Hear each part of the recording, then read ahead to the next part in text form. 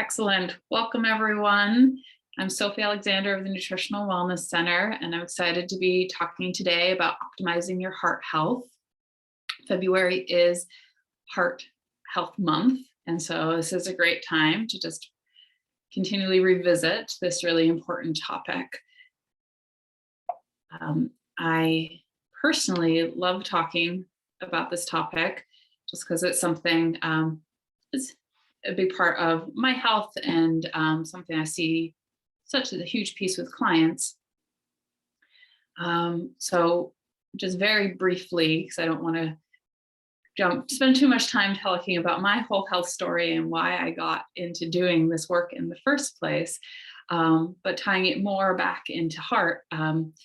I have a family history, particularly on my mother's side, of a lot of heart disease, high blood pressure, cholesterol issues. So I've been aware of that and carried that with me. And then also, I think it was about age 26, I got diagnosed with an irregular heartbeat that kind of seemed to come out of nowhere, and nobody really knew why. There's a lot of suspicion from my cardiologist that it came from my experience with Lyme disease, which was back when I was 22, 23, right? And I got, unfortunately, didn't catch the tick bite in the moment, and it became chronic, more arthritic. And then it was not too many years after that that a doctor picked up on the heart irregularities. And so I have definitely been through the workout of the cardiologist and just undergone so much different kinds of testings and EKGs and heart monitors and echocardiograms and all for it to really lead to inconclusiveness, right? And so it just fits so much into me doing this work. And as I'll explain later when I talk more about the heart rate variability tests that we do in this office and what my test was like when I first did that, and it was not long after this irregular heartbeat had been picked up on, what my test looks like now after having been doing really targeted nutrition work for the past 12 years on my particular body. So I'm passionate about this topic. I'm really passionate about so many of the myths that are out there of what it means to have a healthy heart and the correct nutrition to support it. So I'm eager to get into it with you all. So what we're going to be doing today is talking about heart healthy habits that you can be incorporating in your own life and lifestyle options, things that can be done for immediately addressing your health and for long-term health. You can be someone who's currently dealing with high blood pressure, high cholesterol, and these are things that you can apply, but there are also things that are if you aren't currently dealing with issues, but want to prevent them, very, very pertinent. So heart disease is the #1 cause of death in the United States. So in the United States, most people die of heart disease. Someone dies every 36 seconds in the United States from cardiovascular disease. I think that's huge and wild, really. We don't talk about those kinds of numbers. About 659,000 people in the United States die from heart disease each year. That's 1 in every 4 deaths. So this is something that affects almost everyone. And one of the biggest misunderstoods, I think, especially from a nutrition perspective, is what actually damages the heart, right? So much worry about cholesterol and cholesterol-rich foods. And I will be talking more about those cholesterol myths because what the research shows and what I see clinically in practice is that the heart can be damaged by many different things. But one of the biggest issues is sugars, especially refined sugars such as corn syrup, and the high consumption of refined carbohydrates, especially in the American diet.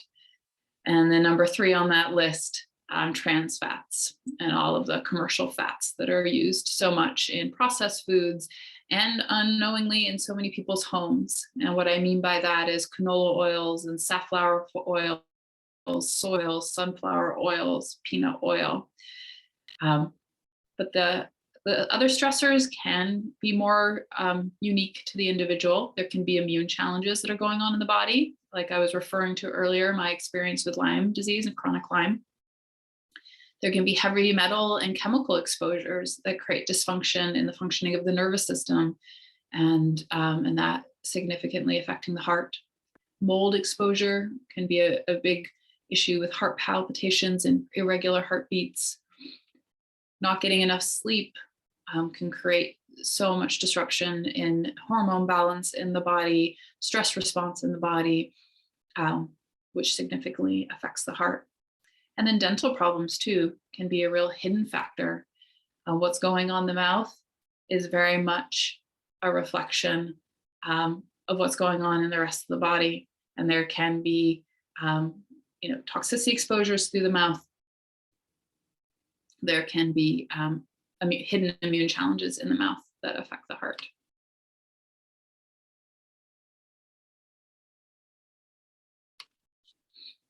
When I'm talking about too much sugar in the diet, I'm primarily referring to refined carbohydrates in the forms of wheat, corn, and these what we call quick carbohydrates, right, that are overconsumed by people, primarily with just the amount of bread and pasta, cookies and cakes and pies that get consumed by people. And by sugars, I am referring to cane sugar, corn syrup, even too much honey, too much maple syrup, too many added sugars in people's diet. For some folks, especially folks who are very sensitive to carbohydrates in general, too much natural sugars such as fruit can be an issue. But I see the biggest culprits being the refined sugars and the refined carbohydrates.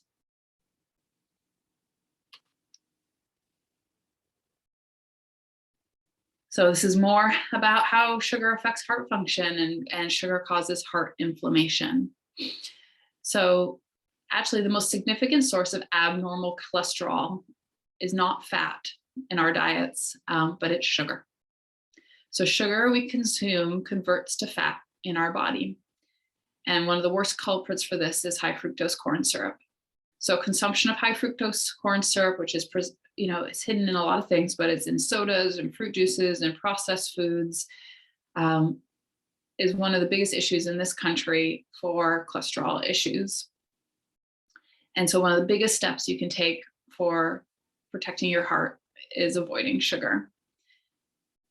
And I'll get a little bit more into that in a moment too. But I really want to emphasize today that cholesterol is not the bad guy. So I like to use this analogy a lot with clients, that if you have a fire, firefighters show up, right? Because they're there to address the fire. You don't blame the firefighters for the fire.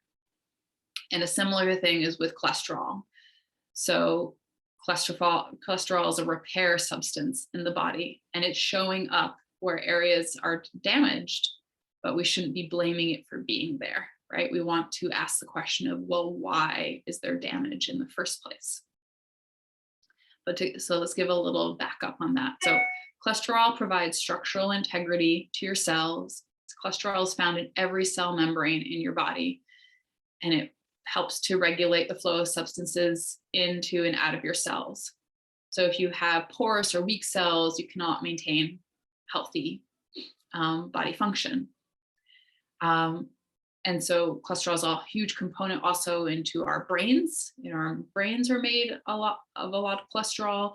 And so this is an issue that can happen where people's cholesterol is actually too low, or they're on statins, in my opinion, unnecessarily and dangerously. And this can lead to memory issues because the brain is not getting enough cholesterol. So I see cholesterol as a very vital nutrient for the body. And so it's a waxy, fat-like substance, found in all the cells of your body. And your body needs cholesterol to make hormones, to synthesize vitamin D and use that. And it's even used in your digestive processes. And so it's a nutrient, but it cannot be used to make energy. It's used as a structural and functional component of the body's functioning. There are these myths that are still being perpetuated, even though they have been disproven, that cholesterol is the cause of heart disease, that cholesterol is the cause of hardening in the arteries, which is called atherosclerosis. Excuse me for my pronunciation of that. That high cholesterol is caused by eating foods high in cholesterol, and that low in cholesterol with drugs is safer than having high cholesterol. But one of the facts about cholesterol, it is one of the raw materials used by the body to heal wounds. This means that cholesterol will be found in areas such as the arteries where damage has already occurred. And this damage is due to the consumption of processed foods, such as refined sugars and grains. And so the cholesterol's role is a repair substance, a healing substance. It doesn't just, you don't just have too much of it floating around in your arteries and it just starts to block your arteries, right? There is damage, inflammation, shredding of the artery walls, damage to the artery walls, and the cholesterol starts to build up and starts to build up because of that. So I always want to work on why has the body created that damage and how can we heal that damage as a number one step. Another cholesterol fact is cholesterol is a precursor to steroid hormones.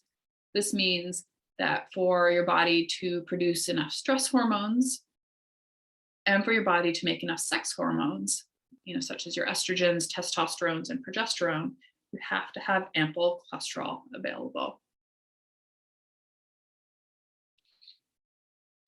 And another cholesterol fact is that your wonderful, intelligent body regulates your cholesterol levels. So you manufacture cholesterol in your liver to use along with your dietary cholesterol. If you consume more dietary cholesterol, your liver will reduce its production of cholesterol. And the reverse is also true. But if you don't eat enough cholesterol, your body is not able to make everything that you need. It requires dietary cholesterol intake to meet all the metabolic demands. So we do make a lot of cholesterol, but I see a real problem when people start to, cut out egg yolks because they think it's too high in cholesterol, or not eat certain animal fats because it's too high in cholesterol. And then we really see the depletion start to happen in the health of their functioning of their body. So let me speak to that before I jump into this next part. I'll speak to that a little bit more. So I have clients bring in, a lot of blood work for me to look at, but especially because cholesterol is such an issue, something that's monitored regularly, especially once people are of a certain age or have heart issues running in their family. And, so cholesterol gets flagged if total cholesterol is over 200. That number of 200 is an arbitrary number that has gotten set over recent years. It used to be that your total cholesterol shouldn't be over 300, right? But this is a number that has been steadily being pushed lower and lower with this whole idea that the lower the cholesterol, the better, really since the advent of statins and how much statins are promoted as a drug. But as I've been saying, it's an issue. It's a severe health issue when cholesterol gets too low. It's impacting hormone balance. It's impacting brain health. It's impacting every cell in terms of their optimal functioning. And so, really optimal cholesterol, especially for women and women wanting to get pregnant and optimizing fertility, cholesterol should be around 200, 220, 230 in that range. And the biggest way to get a window into your body through blood work and understand whether your body is in creating more inflammation and cholesterol is being needing to do all this repair is looking at your triglycerides number, because triglycerides reflect the amount of fat in your blood, and it reflects the total carbohydrate load in your diet. So your triglycerides should be in the range of 80 to 100. And if they're in that range, then usually they're in a really beautiful ratio with your HDLs, which are the high density lipoproteins, which is the amount of cholesterol your body is recycling. And if you have a ratio of the triglycerides divided by the HDLs, and that's between 1 and 2, we just know that we have a really great balance in the body. But what happens for so many people is that the LDLs, the low density lipoproteins that are being made by the liver and being sent out into the body to do the repair work, are too high. And statins are targeted directly to lower the LDLs. But there is really no proven data that lowering the LDLs with statins actually reduces heart disease. Yes, it reduces the LDLs, but it doesn't necessarily reduce heart disease. And so we need to ask, like, yeah, why is the liver upset? Why is it creating high LDL load?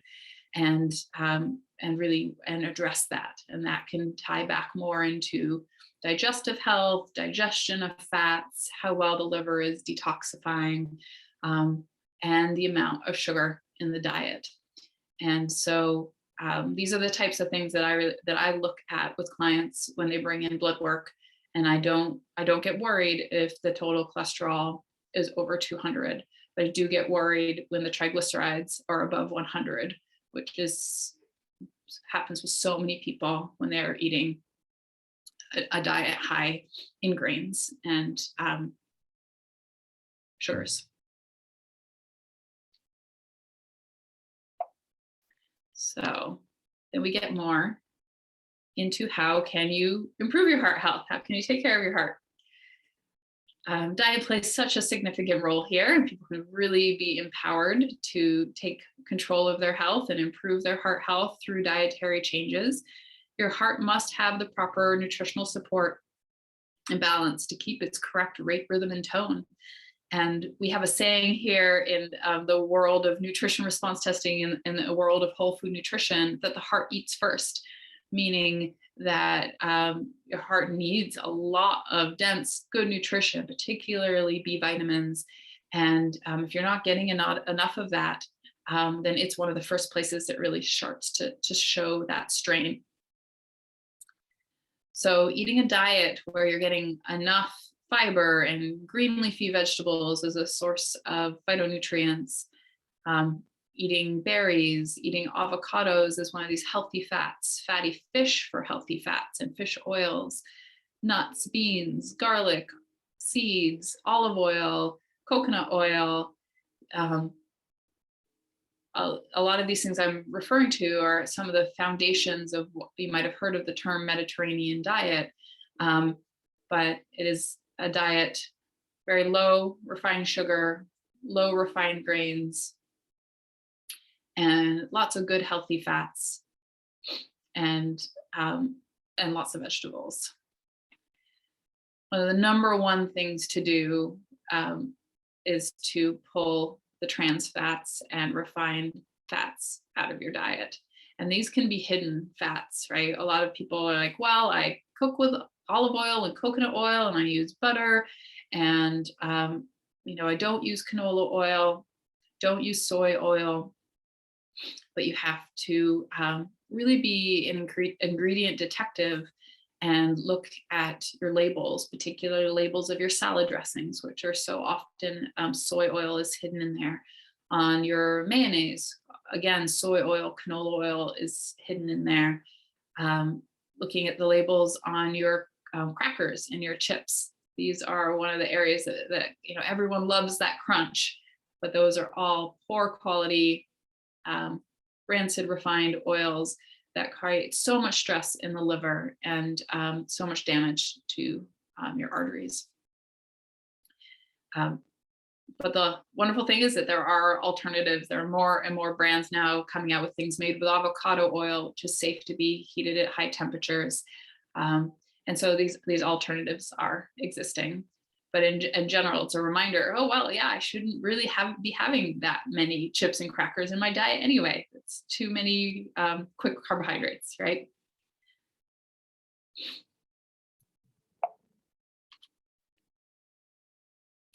But one of the biggest ways that we can help improve heart health and help an individual get to the root of their own heart problems is through the personalized work we do at our Office of Nutrition Response Testing.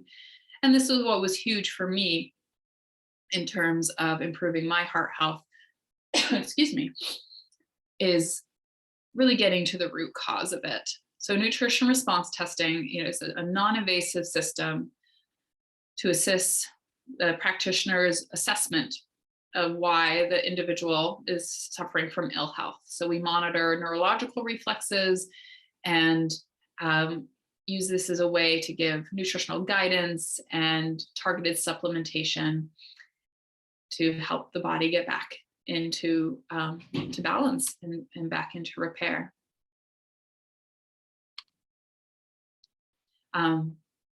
For me, there was so many immune challenges that were creating disruption in the communication of my body, my nervous system. There was nutritional deficiencies. And I really,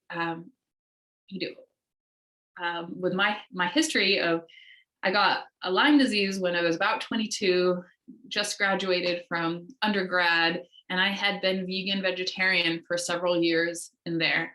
And overall thought of myself as someone who ate well and ate a good diet, a lot of vegetables, but I was cooking with canola oil and I was not eating enough B vitamins. And my gut flora had just gotten really out of balance with that, as well as then dealing with this chronic infection. And so for me, starting to do nutrition response testing 12 years ago also involved a huge dietary overhaul. I was eating way too many grains and really addicted to sugar.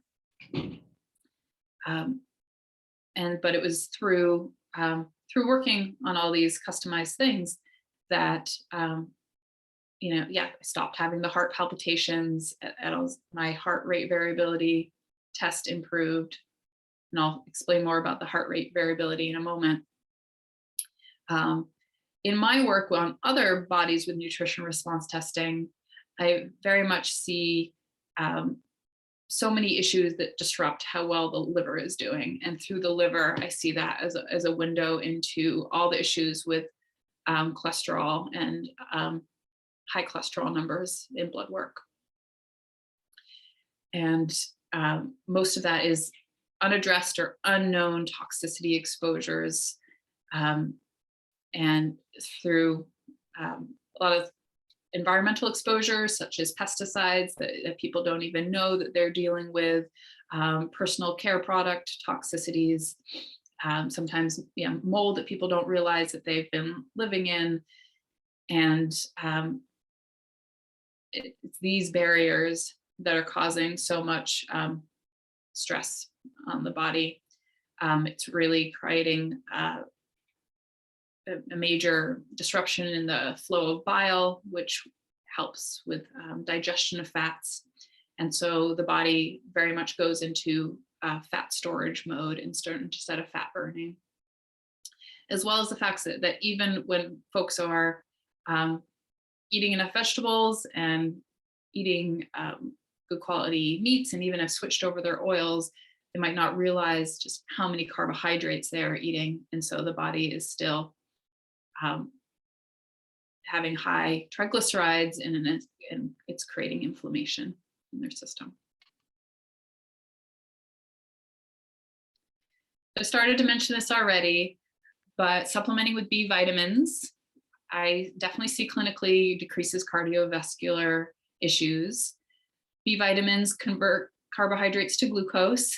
They improve fat, protein, and amino acid metabolism.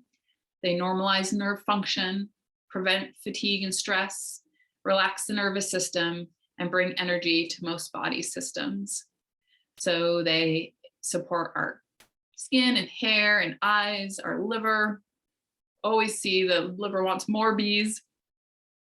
And they just address hundreds of intricate processes, from the mucus lining for our mouth to our anus, the muscle tone of our GI tract, and then again, the heart.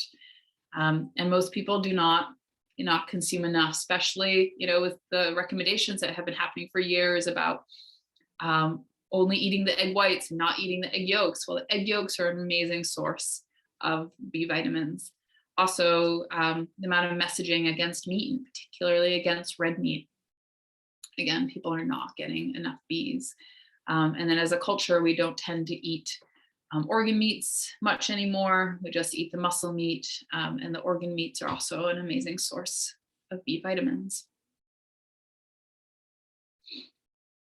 So this is why we end up supplementing, and there's some amazing products that help to give these nutrients that have been missing and that people have been deficient in for many years.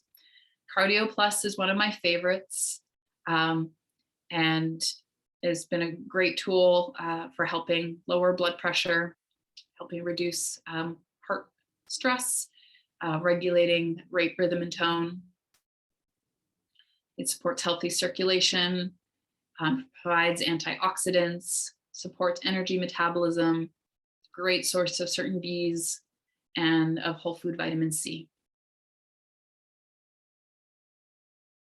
Catablex B Core from Standard Process is another big favorite of mine. This is one that as soon as I started taking, I noticed an immediate improvement in energy and decrease in heart palpitations. It contains naturally occurring phytonutrients, B vitamins, derived from a whole food matrix. Again, thus providing the nutrients for healthy cellular processes. And I love, the whole foods, particularly the organ piece that's in the proprietary blend of this, to provide long-term B vitamin support for the body. All right, so this is the heart rate variability test that I have referred to several times. This is a test that we use regularly in our office as part of our assessments. It's a test that evaluates our vital functions. Again, another non-invasive computer-based program designed to assess our ability to respond and heal and how well our organs do their jobs and repair themselves. It's a heart rate monitor that you wear for about 4 minutes. And it can help through reading all the variations in the heartbeat in that time period.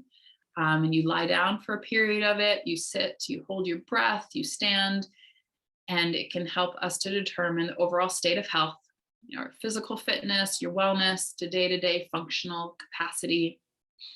It can give us a picture of the body's physiological age compared to your chronological age. And it consistently measures and monitors changes in the physical and emotional well-being over time. So we can use this assessment to optimize nutrition, energy, stamina, and general physical and emotional well-being. And based off of it, we can see how much stress the body is under internally, how well the nervous system is regulating so many different functions that it has to on a day-to-day basis, and all the different stressors that you encounter on a day-to-day basis. And it can give us a picture of how well the body is responding to nutritional program, lifestyle changes, physical exercise changes, excuse me. When I first did this test, when I was, I don't know, 25, 26, something like that, I was down in the far corner where you can see some red, and the numbers 13 and the number 7. So I was in the lowest corner. I was 99 at a physiological age. It just meant that it was really giving a picture of high organ stress, just low resiliency, low adaptability of my body to heal and repair itself.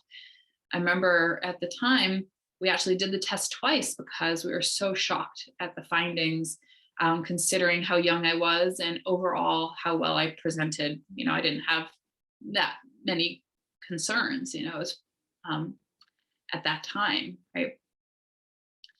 Uh, but yeah, twice it was that 13.7, right? And so the idea with this test is that you want to be closer to the blue, right? And most people are aiming for the normal zone, which is right in the middle, that light blue right in the middle. But everyone wants to optimize, so you can aim for the athletic zone. This test has definitely improved when not only optimizing nutrition, but optimizing physical exercise. But it was really interesting for me, 3 months of doing nutrition response testing and starting to get to the root causes of why there was so much internal stress. And this test, but it did a big jump, right? It moved away from that red corner, and it moved up into the green and much closer to that middle box of the blue. And then over the past 12 years, I've been continuing to work on optimizing it. And while I, continue to get my heart followed up on with the cardiologist, they just say, hey, keep doing what you're doing.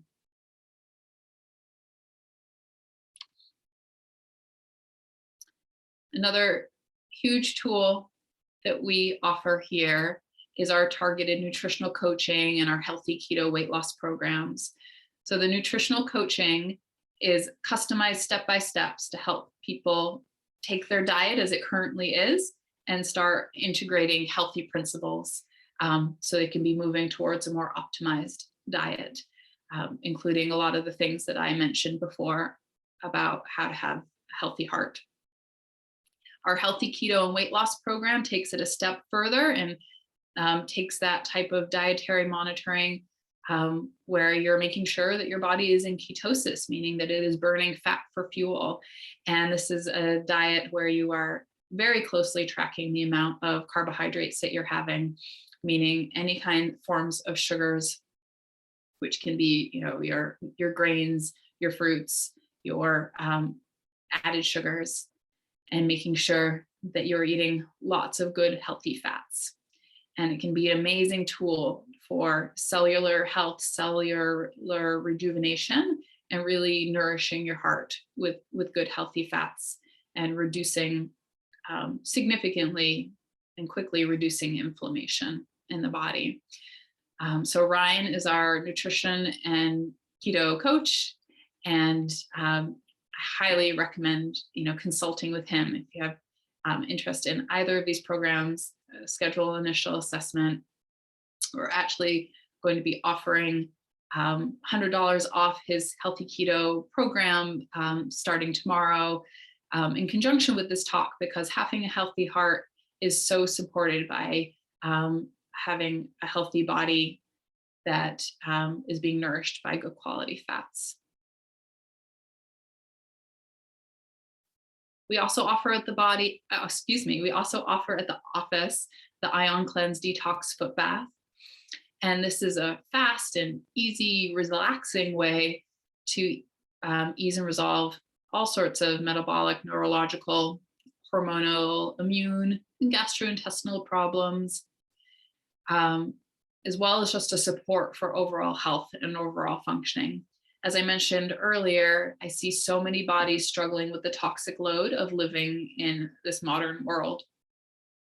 And the Ion Cleanse Foot Bath is a very safe way for children and adults to have those toxicities pulled out. And it's done by just having your feet sit in some warm water and relaxing for 30 minutes. But you can see the changes in the color of the water that happens that ties back to the detoxification that's happening of different body meridians, from the lymphatics to the liver to the gallbladder to even the bones and joints. We also offer pulsed electromagnetic field therapy. And this is a wonderful tool to help support our body's electrical system and the healing and repair that happens on that level. So it's a mat that you lie on. And again, it's another power nap you take for 30 minutes. And there are different low level electromagnetic currents that are run through the mat. And it's a powerful tool for decreasing pain decreasing inflammation. It helps to increase microcirculation within minutes. It can reduce stress in the body, assist the body in clearing excess stress hormones from the body, and help improve sleep patterns. It helps the healing of soft tissues and injuries happen faster, reduce inflammation and swelling, help with nerve regeneration, which can be a big piece of neuropathies, and boost the immune response. And because our heart is more than just a pump, but is part of our intricate electricity and electric systems of the body. It can be a powerful tool for helping to nourish it and reset it, and also help us counter all the different higher frequency electromagnetic frequencies that we are exposed to in this modern world, from our cell phones and our laptops and cell towers, that also impact us and also stress our cellular function. So I highly encourage you to reach out to us about any of the tools that we offer if you have any concerns about your own heart, or someone, friends, family. We offer such a diversity of services that can meet people where they're at with their wellness journey, and you can start optimizing your heart health today. Thank you so much for joining me.